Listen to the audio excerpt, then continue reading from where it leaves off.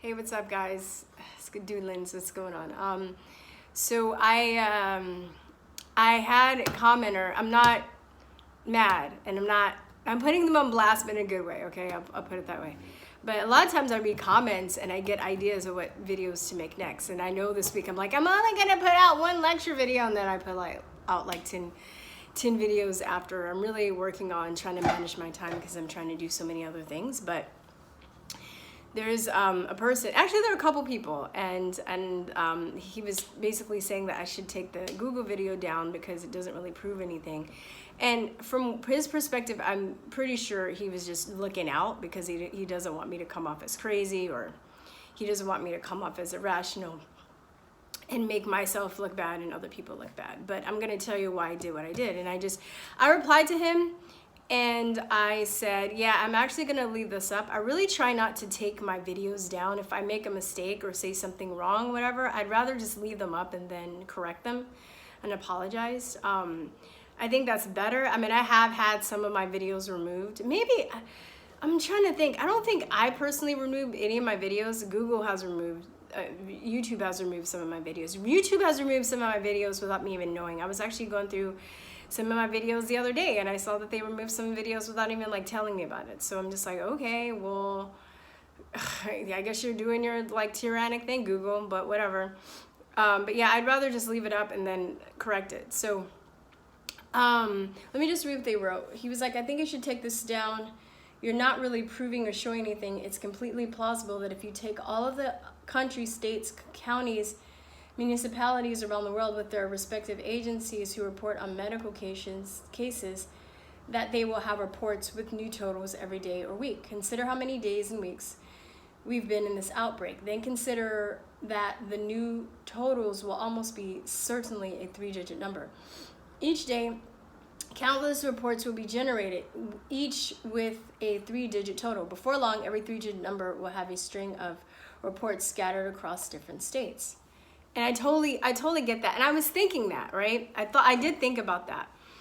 But my question is, because if you watch the whole video, I did put a question out to like any coders or mathematicians that can explain that. So his explanation is good, but I want like a more accurate explanation as to maybe the combinations of 3 numbers. So I looked up the combinations of 3-digit numbers, how many possible combinations there are of 3-digit numbers, and then what is the probability of anybody being able to type in all of those random numbers and them coming up, and then also why would certain places have the same amount of cases coming up.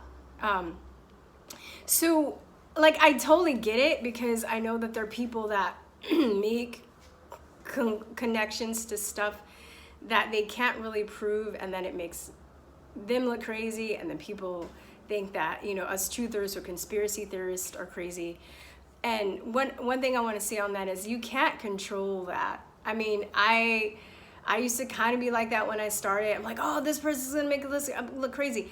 You can't like worry about that, those people. Whatever you think, there are people that think I'm crazy, like, because, you know, I speak out against all the crazy stuff going on the left, so they subscribe to this channel, and then they're like, oh yeah, she's down for the cause, she's, you know, giving lefties their, you know, due, whatever. And then I start talking about vaccines, and she's like, and then people get mad at me because they're just like, oh, that person is, oh, now you're making us all look bad because you question vaccines and stuff like that. And some people, it could be flat earth, some people it could be Bigfoot, who knows? There's so much shit going on we don't know about. I don't dismiss anything. I think anything is possible. I don't have a strong opinion on things that I haven't looked into. So I'm not gonna, if somebody says that they've actually seen Bigfoot, I wasn't there, I'll give them the benefit of the doubt, but I probably won't have a strong opinion on it since I've never seen it or I haven't done any research into it. You know, same thing with like any other thing. I know to back off when I haven't done my research or I haven't had an experience. We are all gonna have different experiences based on, I mean, we're gonna have different opinions and perspectives based on our experiences, and we're also going to have blind spots based on those same things. So what I was trying to do with this is like I was doing it. I'm just like, this is crazy. How am I able to type in these numbers and they all come up with some sort of report of the cases all over the world? Now, taking into what the commenter said, that's plausible. But I also know that Google has algorithms. I also know about short codes. I also know that they are reporting false data and just making numbers up. So I guess my question is, can they do this? Can they use short codes? Can they use algorithms to beef up stuff, you know, to make things more, like, seem more, because if I'm a person and I don't know about this 3-digit thing, and I'm just typing in a number and it comes up, like, I'm not going to really put that together, right? I'm just going to be like, oh, this, you know, I just want to know how it could be done. Is it possible? Because we know that Google manipulates data. We know how much control they have all over the world. We know their intent. I just want to really know, and like I said, I put this question out to coders and mathematicians. I kind of want their perspective on how this can be done, but a very specific answer. Can it be done? Can it be done? I'm just posing this question out there, right? I probably, if I'm talking to somebody about why I think the Rona is a hoax, I'm not going to probably bring that argument up because it's not an easily provable one, and they can look to it and they can say, oh, that's a conspiracy theory. I probably wouldn't use this particular angle. There's so many other things that's easily provable that we've been lied to about. I'm just posing the question out there, like, is this possible? Why is this happening? How can this be done? Because I don't see anything wrong with asking the questions. And even if it might seem silly to other people, I don't think that we should be afraid of posing questions, no matter how ridiculous something may sound. Now, somebody would probably come across this channel and be like, oh, look, she's a conspiracy theorist. She thinks that Google's messing with the numbers, you know? But fuck those people. They're gonna think I'm a conspiracy theorist and I'm weird and crazy no matter what I do. I've already figured that. I used to try and please those people, you know, doesn't matter, you know, what I say or do, they're gonna think that anyway. So I just, you know, if I'm wrong about this or there's some kind of way, that's fine. I'm wrong. You know, it's okay to be wrong. Even, you know, Amazing Polly, as brilliant as she was wrong about something a few weeks ago, and she came out and admitted it. Maybe I haven't been watching her that long, but maybe she's done that in the past as well. And I respect those people because we're human. We make mistakes. You know, we get excited about stuff. Maybe we don't research stuff as deeply as we could have because we already had an inkling that this is possible, but that, you know what I mean? But then we just jump on the bandwagon and put it out. I mean, we're human. We do shit like that, okay? I think with Amazing Polly, it was like she thought this lady was Deborah Birx' daughter, and I don't think she researched deeply enough into it. And it turned out to be false. But then she had to come back and be like, well, the video's out already. I can't really correct the video. I'm making a correction now. You know, look at how many times the mainstream media always messes up. I'm just calling it straight up lying. But they rarely ever correct themselves. And when they do, it's always like at the bottom of the page in small print, or like they'll just say it really, really fast in passing. They won't really retract a lot of stuff. So, I don't know if I'm wrong about this, but I definitely think it's worth posing the question to, like, what extent can Google manipulate data even online with algorithms? And, you know, and so I did change the title a little bit, or add to the title. I'm like, is there a logical or what did I say, a mathematical or logarithmic explanation for this? I'm just curious. I just want to know. It's kind of crazy, right? Yeah, I don't think that there was anything wrong with that, you know. And I think when I was teaching, I did have respect for my students, because if I did make a mistake, you try not to, you know. I didn't make lots of mistakes, but if I did, I had to own up to it, right? They need to see that it's okay to make mistakes. Especially, I felt when I came back and I was teaching, I taught in South Central LA and East LA for almost 8 years. And then when I came back, I went to Taiwan for 2 years, and when I came back, I taught in a Chinese prep school. So I had a lot of kids from China. I had a lot of kids that were either from China or they were ABC, which means American-born Chinese. And they're really taught to be like robots, and they can't ever make mistakes. And if they do, they're just a terrible person, you know? So I think it's good for people to know that that's okay and ask stupid questions. You know, like, or does that say, don't be afraid to ask dumb questions? I mean, and if you're wrong, you know, you're wrong. You just, the thing that makes you look bad is if you say something or put something out there and you're wrong, and then you're proven wrong and you're a fucking asshole about it. That's what makes you look bad. And that's even, you know, in science, where a lot of these scientists, you know, and doctors that I followed through the years, where I get a lot of my information from, even like Carrie Mullis was saying that, he's like, in science, you're supposed to be able to ask questions. You're supposed to be able to put theories out there and, like, you know, dissect them and talk about them and have a discourse about them. That's why, you know, if you're a patriot and you believe in this country, you should be up for the free market of ideas, right? Where people can just put out whatever they want, and then you guys discuss it, you talk about it, and then you come to a solution. But the fact that, you know, they're putting slivers between us when somebody says something that's against the narrative, or maybe that might sound a little bit far-fetched, they're like, okay, well, this person's crazy. This person's a conspiracy theorist. This person's stupid. It's meant to shut down conversation, so you can't come to a solution. Does that make sense? Right?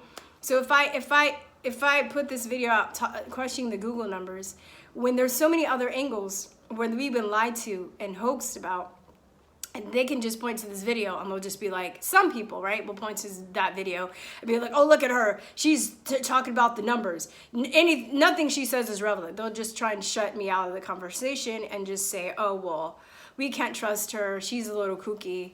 Instead of really entertaining why I put that out there, what questions I'm trying to ask or pose by doing this, right? Instead of, you know, be like, oh, well, why do you think that? Well, that's not possible because of this. And then, oh, okay, well, that makes sense, you know? Instead of be like, oh, she's crazy, she's stupid, these people are dumb, right? I just, my friend, it's so funny too, my friend just texted me that they banned a number of QAnon accounts on Twitter, like a lot, right? And it's like, well, if you really think that these people are crazy, then why are you banning their accounts? And like, I see patriots that call QAnon people Q-tards. Well, why are you calling them Q-tards? It's the same thing. You know, you're doing the same thing that people do to you when you talk about, you know, your conservative values. So, I mean, you're really doing no better than that, right? Because and I feel like I know why you're doing it, because you're afraid that these people are going to make you look bad. Well, I mean, like I said, the people that are censoring information and trying to control the narrative, anything that you say that's different from them, they're going to think that you're crazy anyway. So, I mean, you're really worried about people that are already crazy, that are already evil, that you know, you're worried about impressing them or trying to suck up to them, you know? Maybe there are people in the middle, you know, that could be worth reaching, but it's like, they're going to probably think both sides are crazy at worst, right? Because they see a lot of the craziness that's going on with the leftist mentality that's infiltrating our country and our planet. They see that. They're not blind, right? But then they might see this side and they'll, you know, I mean, it's up to them. And a lot of those people too, they're just, you know, they're just kind of like, oh, it's so much information. I don't know what, nobody knows what to think anymore. No, they're being lazy or they're being overwhelmed. But if they come across somebody that has a different point of view, that's willing to be patient and show them stuff, and they still reject the information, that's why I'm be like, okay, dude, you're just lazy. If you want to live in a world where you're all confused and you're living in fear all the time, I mean, there's nothing I can and you're not willing to accept information that's going to empower you, then there's nothing I can really do for you. I mean, I've tried my best to try and educate you, to try and inform you. I'm just gonna move on to somebody else that's willing to accept this information. So I hope that explained, I hope I got out everything that I was gonna say. But yeah, dude, I mean, I appreciate it when people challenge me or look out for me. So there's no hard feelings. I'm not upset at all about you saying that.